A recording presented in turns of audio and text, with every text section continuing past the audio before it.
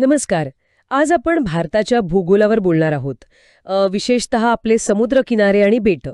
जे मित्र परीक्षांची तयारी करतायत, म्हणजे सैनिक स्कूल प्रवेश परीक्षेसारख्या, त्यांच्यासाठी हे खूप महत्वाचं आहे. हो, नक्कीच. आपल्या देशाची ही किनारपट्टी आणि बेटं समजून घेणं महत्त्वाचं आहे. आपल्याकडे जे काही साहित्य आहे त्यातून बघूया. हो, म्हणजे अगदी सोप्या भाषेत, जेणेकरून लक्षात ठेवायला मदत होईल. बरोबर. चला तर मग सुरुवात करूया. तर मग सुरुवात भारताच्या समुद्र किनारपट्टीपासून करूया का? मी ऐकलंय की आपल्याला खूप लांब समुद्र किनारा लाभलाय. म्हणजे किती लांब असेल अंदाजे? हो, अगदी बरोबर.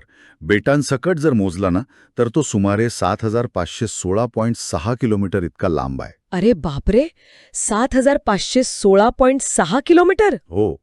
आणि ही किनारपट्टी आपल्या 3 समुद्रांना लागून आहे.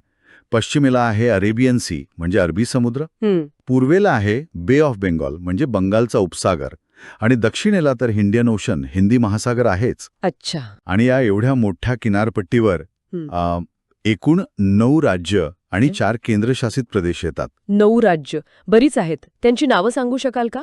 आपण असं करूया, पश्चिमेकडून सुरुवात करूया, अरेबियन सीच्या बाजूने. हो, चालेल. पश्चिम किनारपट्टीवर आपण जर उत्तरेकडून दक्षिणेकडे आलो तर सगळ्यात वरती येतं गुजरात. गुजरात. मग महाराष्ट्र, आपलं महाराष्ट्र राज्य. मग छोटासा प्रदेश गोवा. गोवा. त्याच्या खाली कर्नाटक. आणि मग सगळ्यात दक्षिणेला पश्चिम किनाऱ्यावर येतं केरला. अशी ही 5 राज्य. ओके. गुजरात, महाराष्ट्र, गोवा, कर्नाटक, केरला. ही झाली पश्चिम किनारपट्टीची 5 राज्य. आणि असं पण ऐकलंय की गुजरातची किनारपट्टी सर्वात लांब आहे. अगदी बरोबर. राज्यांमध्ये विचार केला तर गुजरातची किनारपट्टी सर्वात लांब आहे, जवळपास 1600 किलोमीटर. 1600 किलोमीटर, खूपच झाली ही तर. हो. आणि गंमत म्हणजे गोवा राज्याची किनारपट्टी सर्वात कमी आहे, फक्त 160 किलोमीटरच्या आसपास. पूर्वेकडे 4 राज्य आहेत. आपण दक्षिणेकडून वरती गेलो तर तामिळनाडू, मग आंध्र प्रदेश, त्याच्यावर ओडिशा, आणि मग सगळ्यात वरती वेस्ट बेंगॉल म्हणजे पश्चिम बंगाल. ओके. म्हणजे तामिळनाडू, आंध्र प्रदेश, ओडिशा आणि वेस्ट बेंगॉल ही पूर्वेकडची 4. बरोबर. म्हणजे पश्चिमेची 5 आणि पूर्वेची 4 झाली 9 राज्य. Gujarat, Maharashtra, Goa, Karnataka, Kerala, waste Bengal, Odisha, Andhra Pradesh, Tamil Nadu. मनातल्या मनात नकाशा बघितला की लक्षात राहील हे. अगदी. आणि हे पण लक्षात ठेवायचं की या 9 राज्यांशिवाय 4 केंद्रशासित प्रदेश पण आहेत किनारपट्टीवर. हो, तेही महत्वाचं आहे. ठीक आहे, किनारपट्टीचा भाग तर स्पष्ट झालं. आता वळूया आपल्या बेटांकडे. 2 मुख्य बेटांचे समूह आहेत भारतात, बरोबर? अंडमान अँड निकोबार आयलँड्स आणि लक्षद्वीप आयलँड्स. बरोबर. हे 2 मुख्य द्वीप समूह. यातले अंडमान अँड निकोबार आयलँड्स जे आहेत ते आपल्या पूर्वेला म्हणजे बे ऑफ बेंगॉलमध्ये आहेत. अच्छा, बंगालच्या उपसागरात. हो. आणि ते आपल्या मुख्य भूमीपासून थोडे लांब आहेत, साधारण 1200 किलोमीटर म्हणा ना. बरंच लांब आहे. आणि लक्षद्वीप? लक्षद्वीप बेटा आपल्या पश्चिमेला आहेत, अरेबियन सी मध्ये, आणि ते आपल्या केरळाच्या किनाऱ्यापासून बरीच जवळ आहेत, साधारण 200 ते 400 किलोमीटर अंतरावर. ओके. म्हणजे अंडमान अँड निकोबार पूर्वेला बे ऑफ बेंगॉल आणि लक्षद्वीप पश्चिमेला अरेबियन सी. ठीक आहे. मग आधी आपण अंडमान अँड निकोबार आयलँड्स बद्दल बोलूया. काय खास आहे तिथे? खूप बेटे आहेत असं ऐकलंय. हो, खरंय. अंडमान अँड निकोबारमध्ये एकूण बेटांची संख्या पाहिली तर ती 572 आहे, लहान मोठी सगळी धरून. 572? हो. पण यातली महत्वाची गोष्ट काय की या 572 पैकी फक्त 38 बेटांवरच लोक राहतात. अच्छा, फक्त 38? हो. बाकी ओसाड आहेत किंवा नुसते खडक आहेत.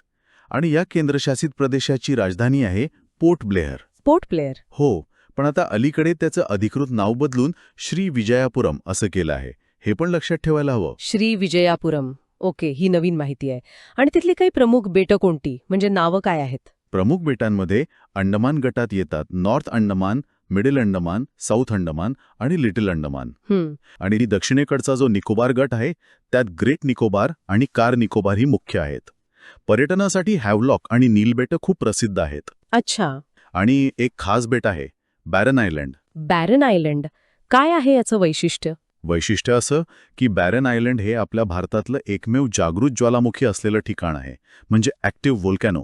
काय सांगताय? ॲक्टिव्ह व्होल्कॅनो भारतात? अरे वाह, हे तर खूपच इंटरेस्टिंग आहे. हो, खरंच. ही एक खूप महत्वाची गोष्ट आहे अंडमान आणि निकोबारबद्दल. आणि अजून एक गोष्ट, भारताचं सगळ्यात दक्षिणेकडचं टोक इंदिरा पॉइंट ते पण इथेच आहे ना? अगदी बरोबर. भारताचं जे साऊथमोस्ट पॉइंट आहे इंदिरा पॉइंट ते निकोबार बेटांच्या समूहात आहे, ग्रेट निकोबार बेटावर. म्हणजे आपल्या मुख्य जमिनीवरचं टोक वेगळं, केप कोमरिन, पण पूर्ण भारताचा विचार केला तर इंदिरा पॉइंट हे सर्वात दक्षिणेला. बरोबर. छान. म्हणजे अंडमान अँड निकोबारमध्ये जागृत ज्वालामुखी बॅरन आयलँड आणि भारताचं सर्वात दक्षिणेकडचं टोक इंदिरा पॉइंट. वा. आता या अंडमान बेटांना आणि निकोबार बेटांना कोणती गोष्ट वेगळी करते? म्हणजे समुद्रात काही सीमा आहे का त्यांची? हो, आहे ना. या दोन समूहांना 10 डिग्री चॅनल वेगळं करतं. 10 डिग्री चॅनल? हो, म्हणजे 10 अंश उत्तर अक्षांश रेषा जी जाते समुद्रातून ती ह्या दोन बेटांच्या गटांना वेगळी करते. म्हणून त्याला 10 डिग्री चॅनल म्हणतात. अच्छा, 10 डिग्री चॅनल, हे लक्षात ठेवायला हवं. ठीक आहे.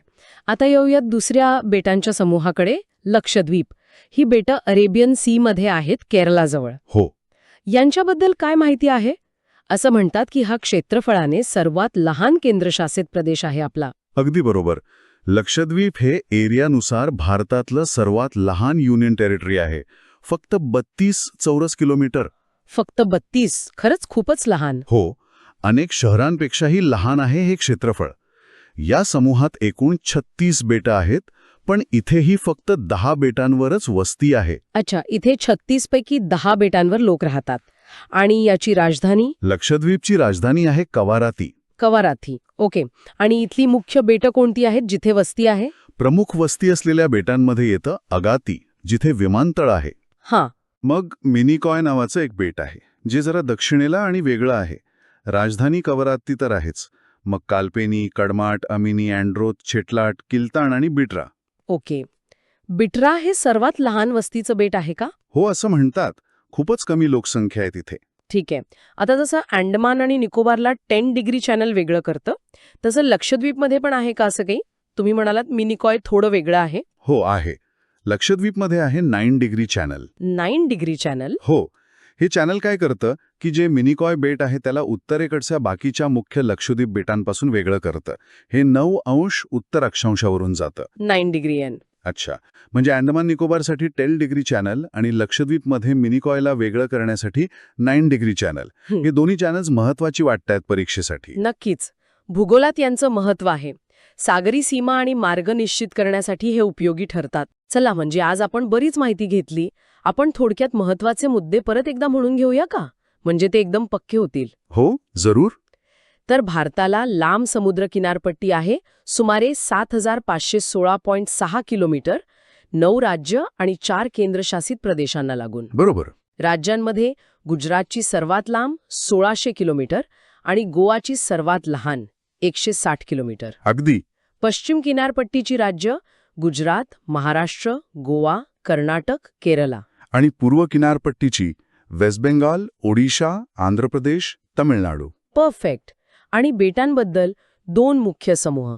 पहिला अंडमान अँड निकोबार आयलँड्स. कुठे? तर बे ऑफ बेंगॉलमध्ये. राजधानी पोर्ट ब्लेअर. आता श्रीविजयापुरम. एकूण 572 बेटं, फक्त 38 वर वस्ती. हां. इथे आहे बॅरन आयलंड, आपला एकमेव जागृत ज्वालामुखी. आणि भारताचं सर्वात दक्षिणेचं टोक इंदिरा पॉइंट. आणि या दोघांना वेगळं करतं 10 डिग्री चॅनल. एकदम बरोबर. आणि दुसरा समूह लक्षद्वीप आयलँड्स. हा आहे अरेबियन सीमध्ये, केरळाजवळ. राजधानी कवाराती. एकूण 36 बेटं, 10 वर वस्ती. आणि हा आहे क्षेत्रफळाने सर्वात लहान केंद्रशासित प्रदेश, 32 स्क्वेअर किलोमीटर. आणि मिनिकॉयला बाकी बेटांपासून वेगळं करतं 9 डिग्री चॅनल. अगदी अचूक. ही सगळी माहिती, राजधान्या, किनारपट्टीची लांबी, बेटांचं स्थान, ज्वालामुखी, इंदिरा पॉइंट आणि हे चॅनल्स, हे सगळे मुद्दे परीक्षेसाठी खूप महत्वाचे आहेत. हो ना. आणि फक्त परीक्षेसाठी नाही, आपला देश समजून घेण्यासाठी पण हे महत्वाचं आहे. नकाशा घेऊन बसलं की अजून मजा येते हे सगळं बघायला. जसं गोवाची राजधानी पणजी किंवा मुंबई शहर, तेही तर एका बेटावरच आहे. खरंय. भारताचे किनारे आणि बेटांची ही माहिती खरंच खूप छान वाटली. आणि आशा आहे की आपण ज्या सोप्या पद्धतीने चर्चा केली त्यामुळे आपल्या तरुण मित्रांना हे लक्षात ठेवायला नक्कीच मदत होईल. मलाही तसंच वाटतं. आणि जाता जाता एक विचार आला मनात.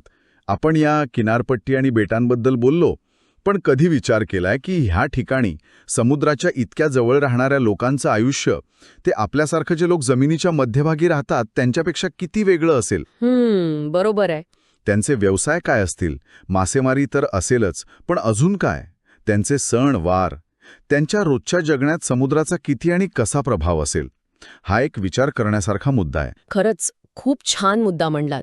भूगोलाच्या पलीकडे जाऊन तिथल्या लोकांचा विचार केला की ते ठिकाण अजून जवळचं वाटतं. आजच्या चर्चेतून खूप काही नवीन कळालं आणि जुनं पक्क झालं. शोध घेत रहा